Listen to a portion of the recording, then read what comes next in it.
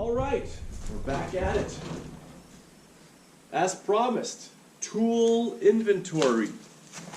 So I might be picking you up at certain points here and make sure you see everything. Tools that I picked up that we talked about in the last video. Well, we have the generator, which is just over here. I'll show that maybe towards the end. Got a brand new chainsaw here. Let's take a look at this. Brand spanking. This guy never even put fuel in this thing.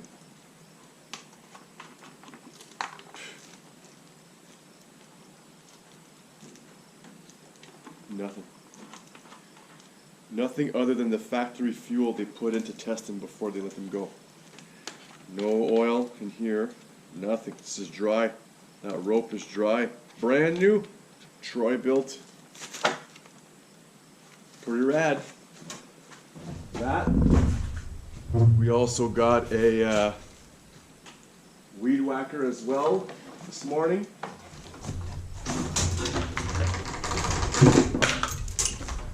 That's exactly what I didn't want to happen, but that's okay. Taking a weed whacker here just to get us going around the property, nothing major.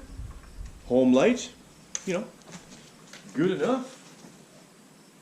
Hang that back. And I'm also going to hang that chain again so that it's not in our way. Just move that through. There we go. Okay, maybe I'll take you along for the ride so we're not as far. So, we've got these JobMate containers. They have several miscellaneous stuff, mostly spark plugs and whatnot. Spark plugs, little staples, copper pipe cutter, little knives, stuff like that. This was all random stuff, eh? Bits and bobs. This is the tool I need for my grinder here to take that apart. Some punches, some, I think this is like chalk of some sort. It's a spark plug tool.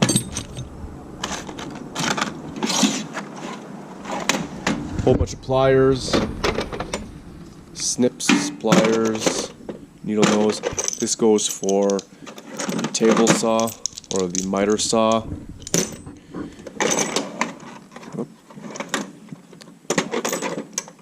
There we go. Perfect.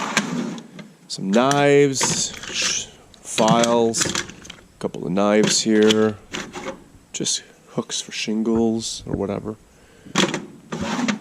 And I think this is a spark plug cleaner. I am not sure, but I think it's what you use that for. Some electrical tape, always handy. And then if you take a look into this, I think it's got some more of the pliers. I think this is more of a, I think it's part of welding or something like that. More pliers, brushes, little hammers, whatnot. This is a brand new corded heat gun.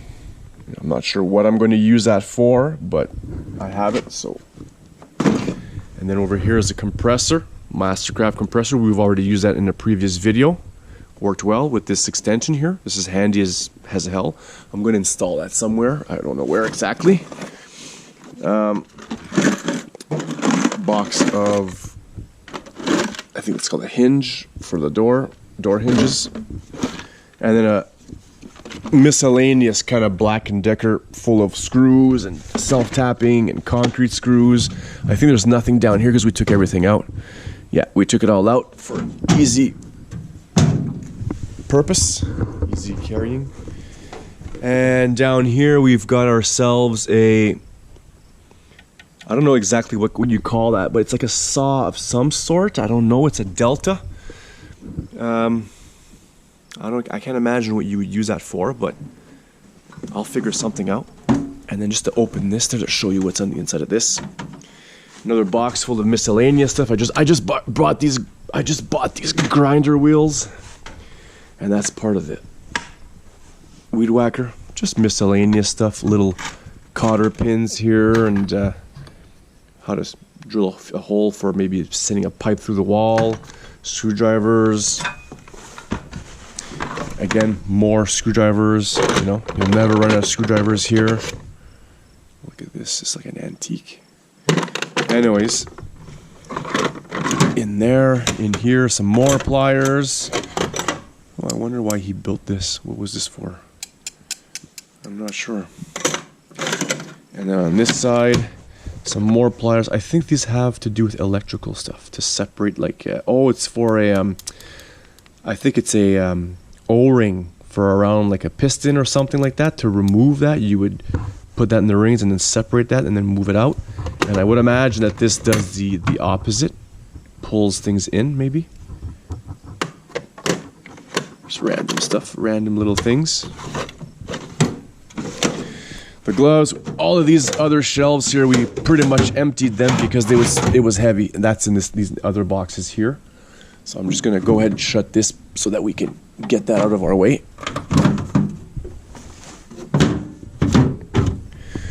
And there was a box here, little old school lunch box for drill bits and whatnot. All sorts of little drill bits, you know, crafty.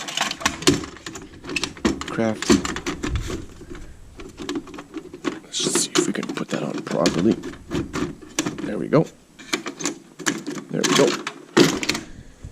And then down here, this is the air-powered Brad Nailer stapler. So that's what I wanted to confirm. So up to 2-inch, so 5/8 up to 2-inch, 18 gauge caliber.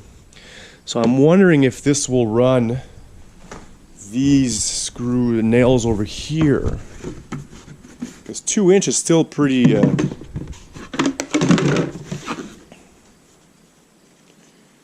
just to figure out how long these are. See if they fit in there, because one of the things I'm going to need is a nailer, a nail gun, or just like a hammer and stuff like that. Fair enough, old school. We'll see if we can get some of my knives here. Just slice that open here. Actually, down here would have been better. Let's flip it over for a second. Again, working with one hand. It's for you guys. This is all this content is for you. Flip it back over. You see, these seem to be what? What does it say? Well, they don't seem much longer than 2 inches, but I doubt that they will fit in that thing. I'm not sure. I doubt it. But that doesn't matter. Worst case scenario, I gotta get a nail gun. Here, a little case came with a... What is this? Oh, that's a flooring installation kit. So when you get really close to the wall, you can either hammer the last little pieces in and use the tools to pull that. This is one of those oscillating tools, I think, eh? Like a little vibrator. Look at this, like brand new. Probably used for a handful of projects and then put back in the case. Comes with all sorts of pads and everything else to sand and whatnot. And then of course we've got the skill saw. We used that a while ago in the other video. It works well. It's a skill saw. I mean, you know, we're not looking for the best of the best. We're looking for what you got and what you don't got, basically. I'd rather use a 1950s skill saw than not have one at all. I'm not saying that one's 1950s by any means. We've got some levels here that we can hang. If we can find some nails for that eventually. But for now, I'm quite happy just to lean them here. There's another one here. Seems like a bit of a higher end one here. I don't know. Some of these have magnets on them, so you can just stick them to a steel, like they could just stick, but I'm not sure that's the case with this one. Not the end of the world. And they also gave me some of this more decorative, decorative hardware. This is not like not to be used as functional stuff, but we'll figure something out. You know, maybe we'll put that on the outhouse door or the sauna door, just for aesthetics as opposed to function. Okay, now this is where the mess. Got ourselves a little bit of a sledgehammer here. I think it's a 2-3 pounder. It'll be handy. Might need a new handle eventually, but for now it's good. We've got hammers, pipe wrench, crowbars, measuring tapes, all sorts of little hand tools, pry bar. These are, you know, hammer staple, pretty handy. And I think we've got, with this kit here, older stuff.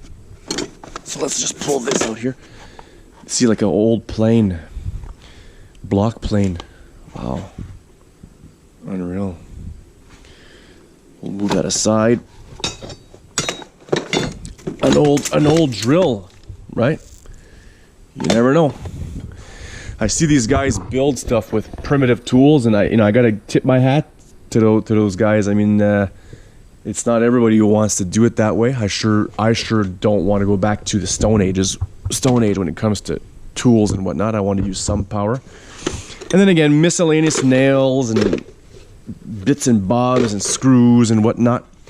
Handles here for, my uncle was working on this handle here. He was kind of a MacGyver, working on a handle for an axe, or didn't quite work out. And then this here, full of bits and bobs, bolts, screws, all handy, all stuff you just got to take into consideration. That's what you have. And my aunt also gave me a few of those